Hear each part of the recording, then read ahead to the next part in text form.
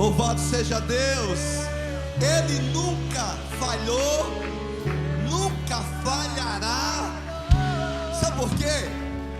Porque por mais que nós sejamos infiéis, Ele sempre vai permanecer fiel para cada um de nós. Ele é um Deus de amor. Ele é um Deus que não te ama pelas tuas perfeições, não. Ele te amou antes mesmo que você viva algumas perfeições na tua vida. Ele é um Deus que Ele tem um carinho todo especial por você. Por isso é que as promessas dele, elas são sem fim. Por isso que Ele quer fazer tudo aquilo que Ele deseja fazer na sua vida. O que precisamos fazer somente é crer que Ele morreu por nós, que Ele se entregou por nós, que Ele fez tudo por nós, e nós só precisamos fazer uma coisa: abrir o nosso coração. Por isso vamos repetir esse refrão: promessas sem fim. Ei, Deus maravilhoso, aleluia. Estamos juntos. Promessas sem fim, Tu és fiel a mim, fiel a mim. Estou em Tuas mãos, em Ti confiarei, nunca falhou. Promessas sem fim, Tu és fiel a mim, fiel a mim. Estou em Tuas mãos, em Ti confiarei, Você nunca falhou. Louvado seja Deus. Você pode dar uma salva de palma bem forte para Jesus. Glória a Deus. Deus é maravilhoso. Você pode se assentar. Os amados podem se assentar aqui. Louvor todo especial. Meu brother ali fica no teclado. Eita glória. É evidente a presença de Deus aqui no nosso meio. Amém? Nós sentimos ela agindo nas nossas vidas. É bem verdade que Jesus certa feita falou que aonde 2 ou 3 pessoas estiverem reunidas em seu nome, ali Ele está no meio. Então, independente de sentir a sua presença ou não, Ele está aqui. Aleluia. E se Ele está aqui, única e exclusivamente porque você está aqui. E se você está aqui e Ele está aqui, é porque existe um vínculo forte entre você e Ele, ou melhor dizendo, entre nós e Ele. Amém? Nós estamos já faz algumas semanas numa série de mensagens cuja temática é Deus de recomeço. Eu posso entender que quando nós pensamos que chegou o fim, Deus sempre vai nos dar a oportunidade de nós recomeçarmos. Ele sempre vai nos permitir isso. Você vai olhar na palavra de Deus, você vai perceber ali nos heróis da fé, em Hebreus 11, isso está muito claro. Homens que acharam que tudo tinha chegado ao seu final. E nós vamos perceber ali Deus dando a oportunidade de cada um deles recomeçar. Então, quando vir na tua mente que chegou o fim, se prepare, porque Deus está te dando, na verdade, agora uma oportunidade para você recomeçar. E como eu tenho falado, recomeçar não está ligado a você voltar lá no início, isso é, na estaca zero, não. É você continuar de onde você parou, é continuar de onde você estava, é continuar de onde você caiu, é continuar de onde alguém te deixou cair, é continuar de onde você errou, e Ele está pronto a levantar você, a sua destra está pronta a levantar você, para que você possa ter a sua continuidade. Ele é sempre aquele que está pronto, disponível para abençoar as nossas vidas. Eu gosto muito de uma parte da segunda multiplicação dos pães. Quando, antes dessa multiplicação acontecer, ele chama os discípulos e ele diz o seguinte: eu estou preocupado com a multidão. Preocupado com a multidão porque eu percebo que eles estão 3 dias comigo sem comer, mas é bem verdade que algumas pessoas dentro dessa multidão vieram de muito longe. Isto é, Jesus percebeu que dentro da multidão haviam pessoas, pastor Antônio, que a caminhada era mais longa. E Jesus diz assim: eu quero alimentá-los. Por quê?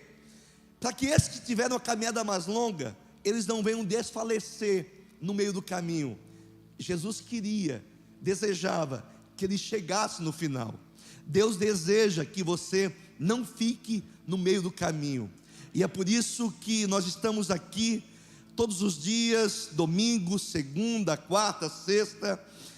Nós estamos aqui te trazendo uma palavra de esperança para alimentar você e dizer para você que Ele quer trazer um mover de multiplicação sobre a tua vida.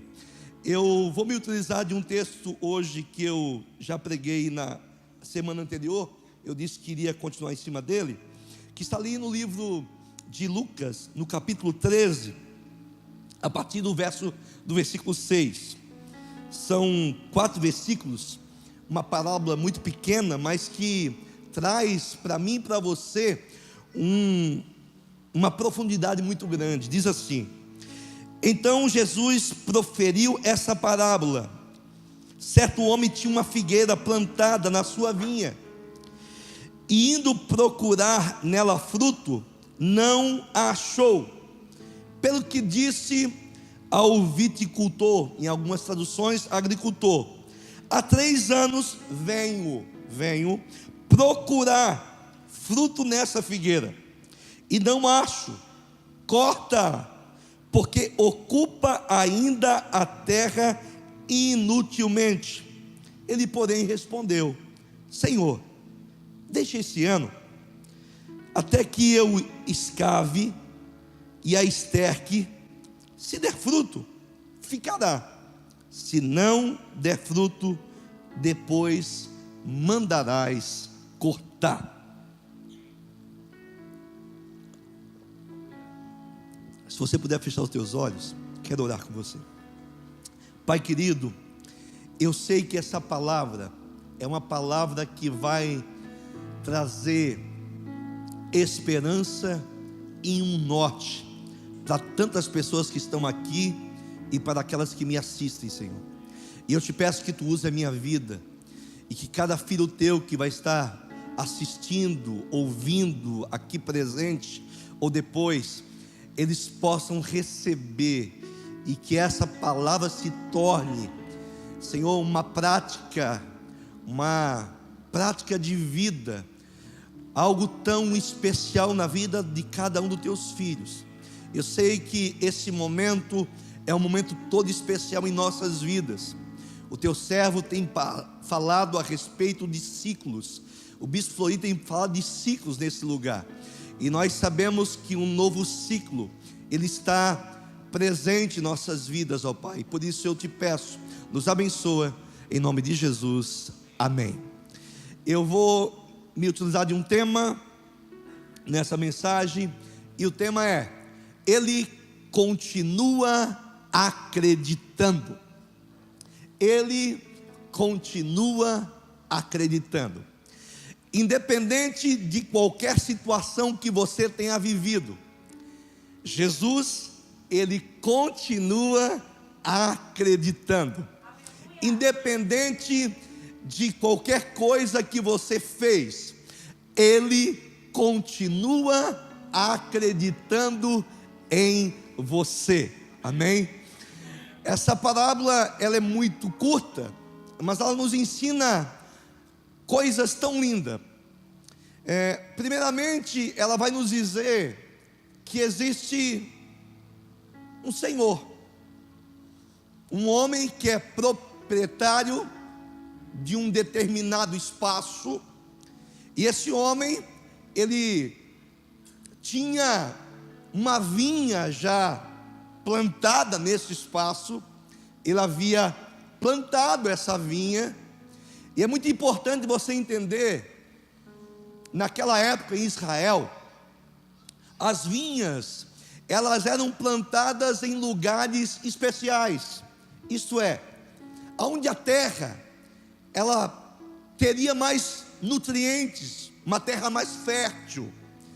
É também verdade que as vinhas eram plantadas em locais aonde o vento do Oriente não batia forte, para que ela pudesse sim ser protegida. Então, normalmente, o lugar de uma vinha era um lugar muito bom para que viesse a ter a sua produtividade.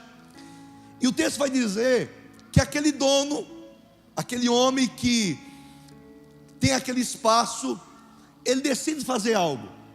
Ele decide plantar aquela figueira, uma figueira, dentro daquela vinha, isto é, daquele espaço aonde estavam plantadas as vinhas. Por quê? Porque a terra era boa, e ele desejava fazer com que aquela figueira pudesse frutificar. Nós sabemos que é uma metáfora, uma parábola, e aqui existe um ensinamento por trás disso, e é muito importante nós entendermos que essa passagem bíblica, ela fala muito sobre a questão da graça de Deus.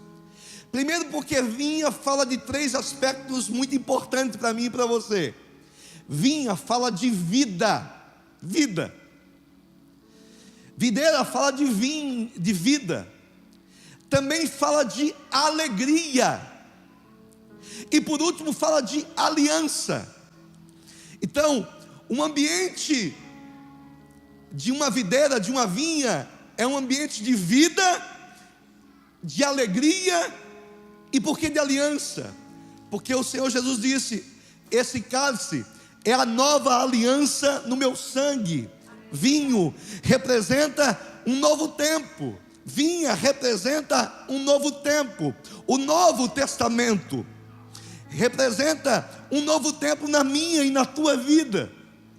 Então compreenda que nós hoje estamos envolvidos por essa vinha. Quando Jesus ele se apresenta ali na sinagoga e ele lê Isaías, e ele termina dizendo o seguinte: chegou o ano aceitável do Senhor, jubileu. Na King James atualizado vai dizer: a época da graça do nosso Deus. Nós estamos vivendo essa época da graça. Estamos envolvidos por essa vida, estamos envolvidos por essa alegria, estamos envolvidos por essa aliança. E aí você pode estar me dizendo: mas bispo, eu vivo num mundo onde as dificuldades, elas são muito presentes, elas estão presentes de uma maneira muito clara. Mas eu tenho uma notícia para te dar, para você nessa noite. A Bíblia diz que Ele nos transportou, ou melhor dizendo, nos resgatou do mundo de trevas e nos levou, nos trouxe para o reino do seu amor. Nós hoje vivemos nesse reino chamado reino de Deus, e é um reino de amor, é um reino de paz, é um reino de alegria. Você pode até passar por tristezas nesse mundo, mas nessa noite você está aqui, e nesse momento, quando eu falo essas coisas para você, uma alegria brota no seu coração. Isso é o reino de Deus. Você pertence ao reino de Deus, você faz parte do reino de Deus. A Bíblia diz que não foi nós que o escolhemos, mas Ele nos escolheu e nos plantou. Não foi nós que nos plantamos, Ele nos plantou dentro dessa vinha. Nós fomos plantados dentro dessa vinha. Nós estamos plantados dentro desse reino. Aleluia. Só que o texto vai dizer, a parábola, que esse que plantou, ele planta por quê? Primeiro porque ele acredita naquela árvore, naquela figueira. É diferente. Essa figueira foi plantada dentro da vinha. Ela não é, Emanuel, como a figueira que Jesus encontrou à beira do caminho. Essa pregação é para outro dia. Aquela figueira estava na beira do caminho. E é muito importante você entender a ideia de beira de caminho. Beira de caminho é um lugar aonde você não tem direção. Eu postava uma live hoje e eu me lembrei de algo da minha infância. Eu falava da parábola do semeador, da semente à beira do caminho. E algo me chamou a atenção. Eu morava às margens da BR-101.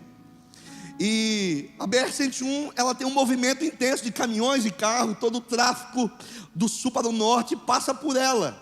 Mas eu me lembro que à beira da BR, no acostamento, havia os chamados viajantes. Eram pessoas, andarilhos, que viajavam. Um dia eles iam para Porto Alegre, outro dia eles voltavam para Curitiba. E eu me lembro que, quando criança, meus 7, meus 8 anos, a mãe sempre dava comida para eles. E por mais que eu não tinha uma intensidade cristã, eu acredito que o dom de Deus já estava em mim. E eu gostava muito de falar com aqueles andarilhos, com aqueles viajantes. E eu me lembro que eu perguntava por que eles andavam de um lado para o outro. E teve um dia que eu, alimentando um deles, ele me disse o seguinte: ele morava na cidade de Maruí, perto de Imbituba, perto de Laguna, e ele trabalhava aqui em Floripa, e ele ia uma vez por semana para casa, aos finais de semana. E teve um dia que um amigo dele estava aqui, deu uma carona para ele poder ir em casa. Ele foi uma quarta-feira à noite para casa. Quando ele chegou em casa, ele abriu a porta, ele viu a mulher dele deitada com outro homem. A partir daquilo ele começou a virar um alcoólatra. Ele queria matar ela. Para não matar ela, ele saiu andando pela vida, de um lado para o outro, sem direção. Me lembro de outro fato também muito interessante, que era um senhor que começou a morar debaixo de uma ponte, junto à BR, e ele começou a ficar ali já vários meses, e a comunidade ali, ela se sensibilizou, e construíram para ele uma casa, junto à beira do caminho, uma casa de madeira. Eu me lembro que naquele momento tinha vários pés de vega-morta. A gente ia lá comer vega-morta, mas a gente tinha medo dele. Era um senhor de idade. Ele ficou rotulado como viajante. Todo mundo chamava ele, é o viajante. Quando ele vinha no bar, na venda na época, né? A gente ficava todo assim. Um dia ele ficou doente. Levaram ele para o hospital, aqui no hospital regional. Morrendo, foram buscar da onde que era a família dele. Ele morava um pouco antes de Tijuca. A família dele era um pouco antes de Tijuca. Uma desilusão familiar fez ele se tornar viajante. Ele estava a 50 quilômetros da sua casa, sem destino. Então, beira de caminho é um lugar sem destino. Aquela figueira à beira do caminho, ela não frutificava, porque a ideia é essa, sem destino. Quando você está sem destino, sem direção, você acaba não frutificando. Mas essa figueira aqui, que representa eu e você, fomos plantados. E se você não foi plantado, nessa noite você vai ser plantado dentro dessa vinha, dentro desse ambiente de alegria, dentro desse ambiente de paz, dentro desse ambiente de aliança. Você vai ser plantado. Se você não foi plantado, eu tenho uma boa notícia: o Senhor nessa noite te trouxe aqui para te plantar. fundar, Ele vai colocar as tuas raízes nesse lugar, Ele vai colocar as tuas raízes nesse reino, não vai ser plantado na igreja, a palavra viva, não, você vai ser plantado no reino de Deus, e no reino de Deus, você vai viver uma vida abundante. Isso não quer dizer que você não vai passar por aflições, mas você vai ter um bom ânimo, você vai se tornar animado, porque a cada dia o Senhor Jesus, Ele vai se apresentar para você, Ele vai te alimentar, Ele vai te restaurar, Ele vai te renovar, Ele vai mandar alguém para te dar uma palavra de esperança, Ele vai mandar alguém para te trazer uma palavra de cura, de restauração, porque Ele é o mesmo ontem, Ele é o mesmo hoje, e será o mesmo eternamente. E Ele diz na sua palavra que Ele estará conosco todos os dias, não é apenas alguns dias, Ele estará todos os dias conosco. Naquele dia que você se sente mais angustiado, naquele dia que você se sente mais sozinho, naquele dia Ele estará com você. Ele estará plantado. Mas o texto vai dizer que aquele dono da vinha, ele vem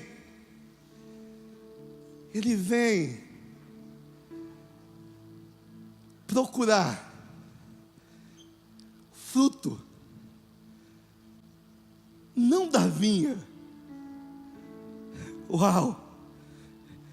Ele não quer, pastora Marta, fruto da vinha.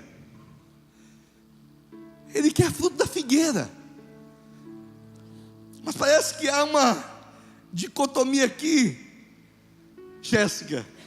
Sabe por quê? Porque pensa comigo, a uva, meu Deus, a uva é muito mais deliciosa que o figo.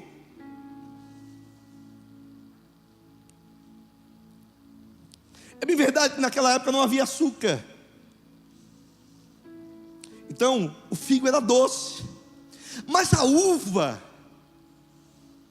era muito mais doce.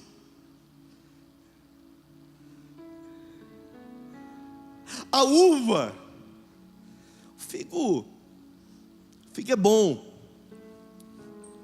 mas não é tão bom como a uva. A uva é deliciosa, Rocha. Ele poderia dizer assim: vou pegar uma uva da videira, mas ele quer comer do figo.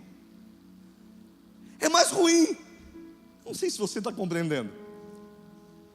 Você olha para você e você diz assim: o meu fruto não é tão bom. O meu fruto, ele não é tão bom assim. Eu não sou tão doce como deveria ser.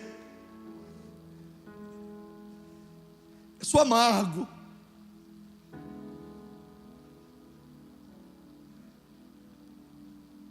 Mas aqui, gente, é Deus.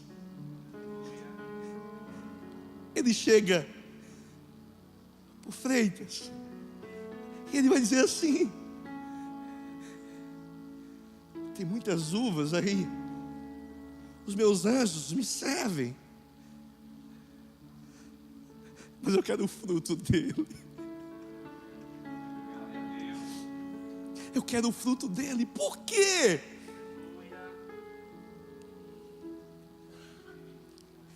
Porque eu plantei.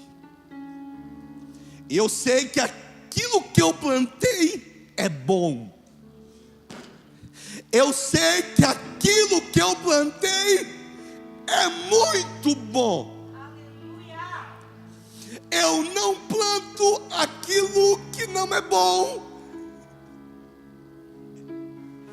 Eu não restauro aquilo que não merece ser restaurado. Eu restauro o que merece ser restaurado. Aí você diz: mas o meu fruto não está sendo bom. Mas ele diz: eu quero o fruto dele.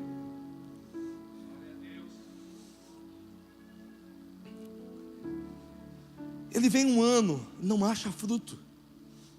Ele vem o segundo ano, Gustavo, ele não acha fruto. No terceiro ano, ele vem, pastor Júnior, e não acha fruto. Aí ele chega para o viticultor, o que cuida da vinha. Ele é o que cuida da vinha. Ele é aquele que produz vida. Ele é aquele que produz alegria. Ele é a nova aliança. Foi através dele que veio o novo tempo. Foi através dele que veio o Novo Testamento. Foi através dele que veio o favor imerecido. Ele cuida. Ele cuida. Cuida.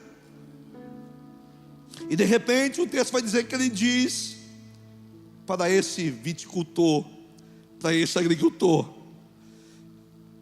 corta, porque faz 3 anos que eu venho aqui, pastor Jean, e eu não acho fruto. E além de não produzir frutos, ainda está ocupando o espaço que eu poderia colocar outra figueira.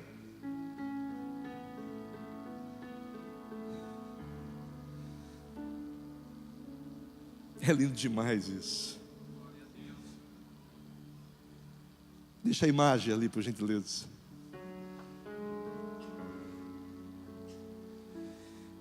Eu escrevi até um texto hoje.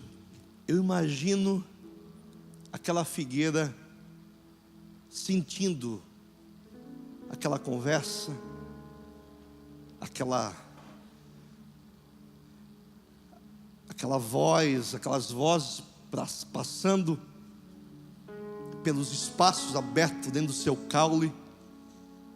Ela não ouvia, mas ela sentia, não sabia o que estava acontecendo. Ela sabe que não está produzindo. O que faz ela não produzir? O que faz ela não produzir? A terra é boa, o ambiente é propício, não pega ventos fortes, tudo é bem cuidado. A vinha, que é muito mais frágil do que a figueira, produz, e ela não está conseguindo produzir.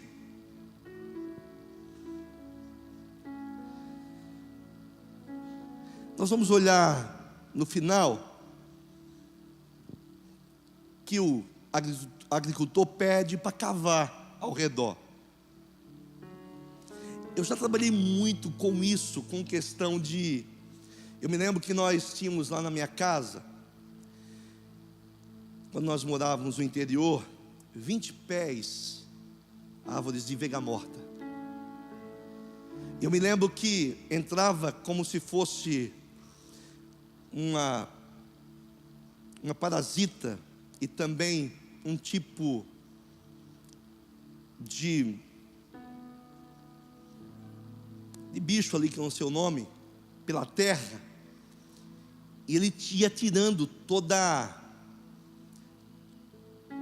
a vitalidade. Eu me lembro também que junto à terra criavam-se parasitas, que eram outras árvores que iam sugando. Eu me lembro que era necessário limpar. Sabe que muitas vezes é isso que acontece. Existem muitas coisas que tentam sugar aquilo que Deus plantou, que é você.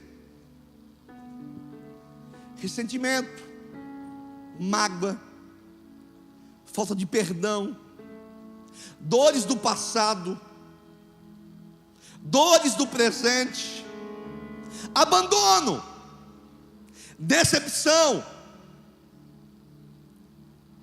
anos contínuos de sofrimento, só recebendo pancada, ou anos contínuos errando e errando e errando.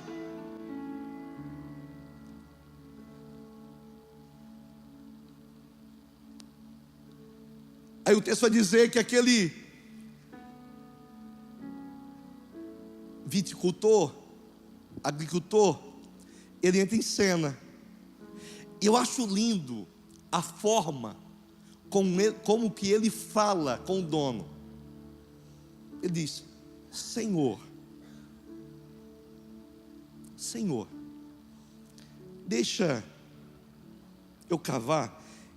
Perceba que a maneira que ele fala é uma maneira de intercessão, com respeito. Diz: Senhor, deixa eu cavar aqui, deixa eu colocar aqui estrume, esterco. Sabe o que o agricultor está dizendo? Ele está dizendo, apesar de ele não ser culpado, ele está dizendo assim, ó: a culpa é minha. A culpa é minha. Se eu tivesse cavado aqui ao redor antes, se eu tivesse botado aqui estrume,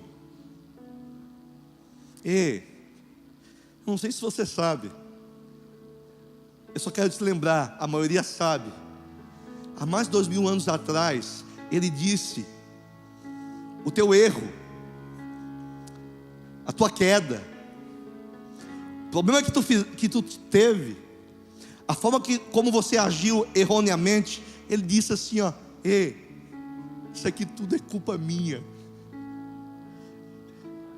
Ele carregou sobre ele todas as nossas culpas. O castigo que hoje nos traz a paz estava sobre ele. Era para que eu e você fôssemos castigados. Ele foi castigado. Pelas suas pisaduras, hoje nós somos sarados. Ele disse: a culpa é minha. É lindo demais isso. A culpa é minha. E aí ele diz: deixa eu cavar, colocar estrume.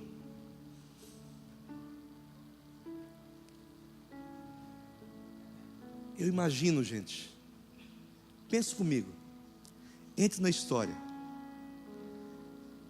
aquela figueira sendo cavada, alguém com uma enxada, com uma pá, cavando. O que viria na mente dela? Estou sendo arrancada.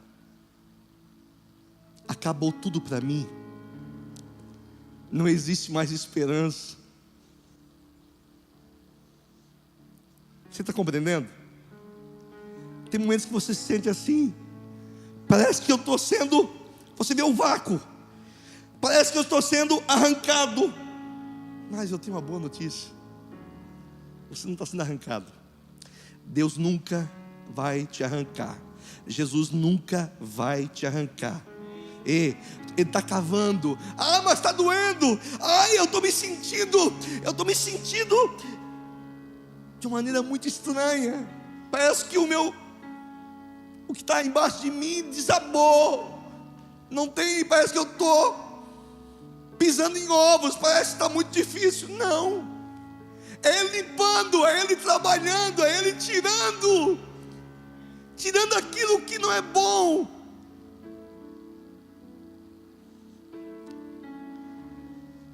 E Ele está colocando estrume. A Alessandra, minha esposa, ela nesses últimos 2 meses, ela tem trabalhado muito com sementes. E é interessante que lá no condomínio eles separaram um lugar onde eles colocam restos, o que sobrou de comida,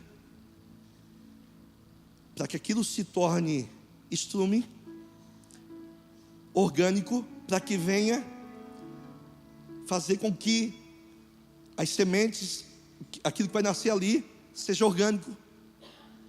E quando eu comecei a pensar sobre isso aqui, me veio algo no meu coração.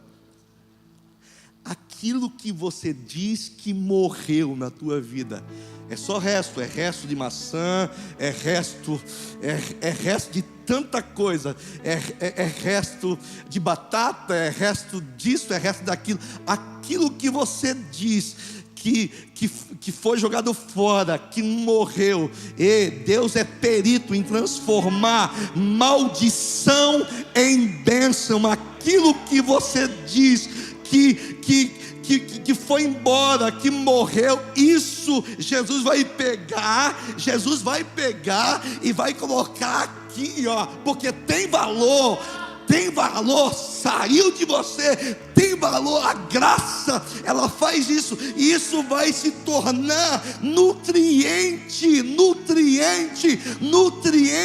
para que você produza muitos frutos. Ei, escute algo muito importante aqui nesse lugar. A Bíblia diz que naquela primeira multiplicação dos pães sobraram 12 cestos. Eu nunca me esqueço o dia que eu ouvi uma mensagem do T.D. Jakes. Quando ele fala sobre isso, ele diz: se alegre com aquilo que sobrou, se alegre. Entenda uma coisa: eram 5 pães e 2 peixes, mas sobraram 12 cestos. Coisas se perderam na tua vida, coisas deixaram de acontecer, mas se alegre com aquilo que sobrou, se alegre com o resto, porque com esse resto Deus vai fazer uma grande multiplicação.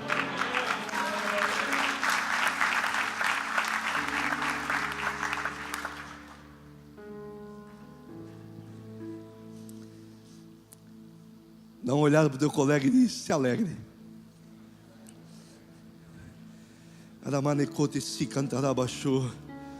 Eu sinto Deus aqui. Eu sinto a presença dele aqui. O texto vai dizer, o texto vai mostrar, melhor dizendo, que a história parece que ficou sem fim. Ela termina, Emanuel. Termina com essa fala de Jesus. É claro que isso serve para nós refletir, mas eu quero fazer uma pergunta para você. Qual a figueira, pessoa, que deixa Jesus cavar, colocar ali os seus nutrientes, colocar ali adubo, colocar ali tudo que ele sabe? Ele é o agricultor. Está aqui a figueira, ele está ali. Qual a figueira? Qual a árvore? Qual a pessoa que deixa ser cavado, que deixa ser trabalhado por essa graça, que deixa ser envolvido, que não vai dar fruto? Ele sabia, ele tinha certeza que ia dar fruto. Eu tenho uma boa notícia para você nessa noite. Não tem como não ser cavado por Jesus. Ele tira as imperfeições, ele tira as parasitas, ele tira tudo aquilo que está te impedindo de frutificar. Ele tira e ele coloca ali tudo aquilo que ele precisa colocar. Esse adubo tem paz, tem alegria, resto mas Ele coloca muita paz, muita alegria, muito amor. Ele coloca tudo ali, e de repente aquela árvore chamada pessoa, ela começa a frutificar. Eu vejo você frutificando. Eu vejo.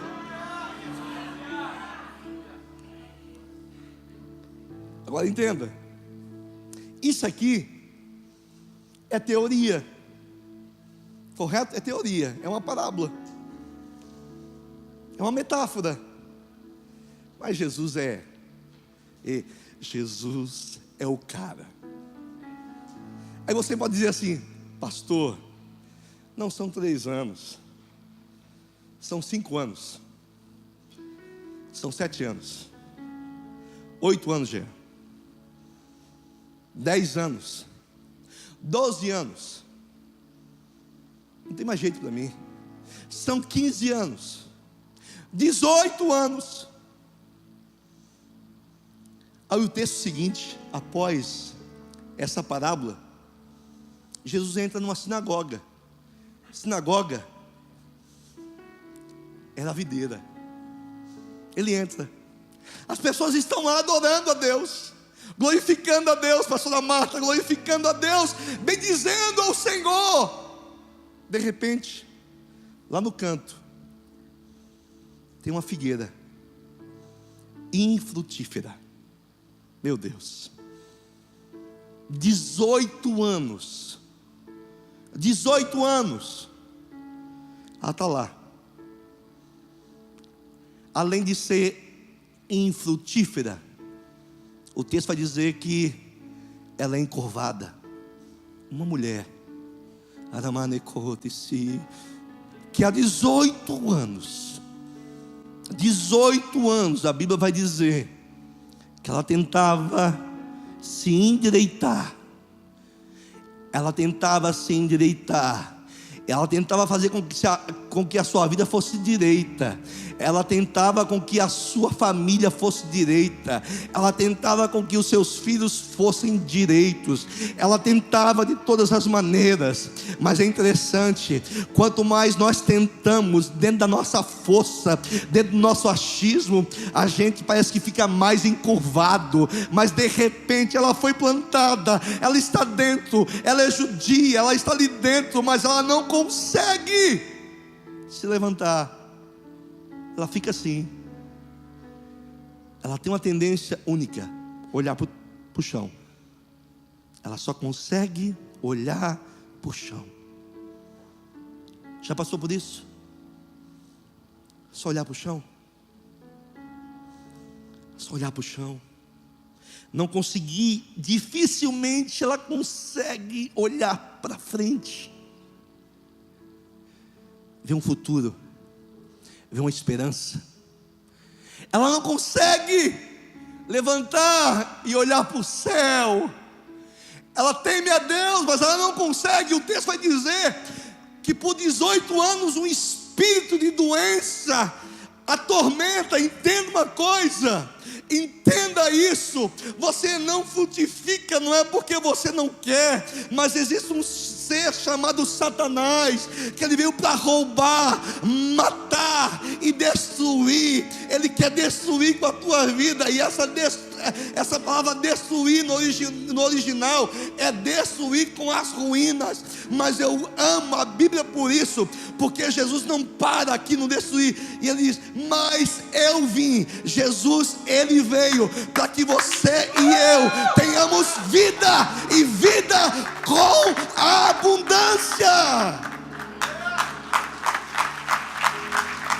Vida e vida com abundância. Vida e vida com abundância.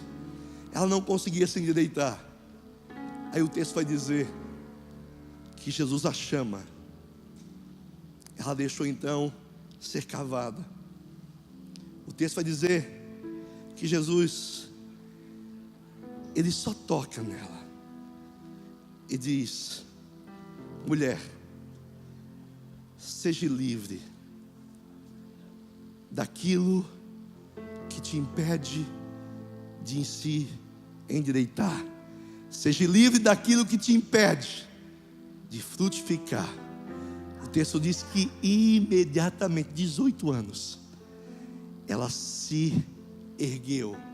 Ela deixou de ser encurvada e ela começou a glorificar a Deus. E você sabe disso, quando você começa a glorificar a Deus espontaneamente, não porque pessoas estão te mandando, é porque frutos vieram sobre a tua vida. Eu estou dizendo, eu estou declarando que chegou um tempo que espontaneamente, eu creio nisso, eu tomo posse disso, vai chegar, e já chegou esse tempo, que espontaneamente é um novo ciclo. Você vai levantar de manhã e você vai começar a glorificar a Deus. Você vai começar a agradecer a Deus. Você vai começar a bendizer a Deus pelos frutos, pela obra que Ele está fazendo e agindo na tua vida.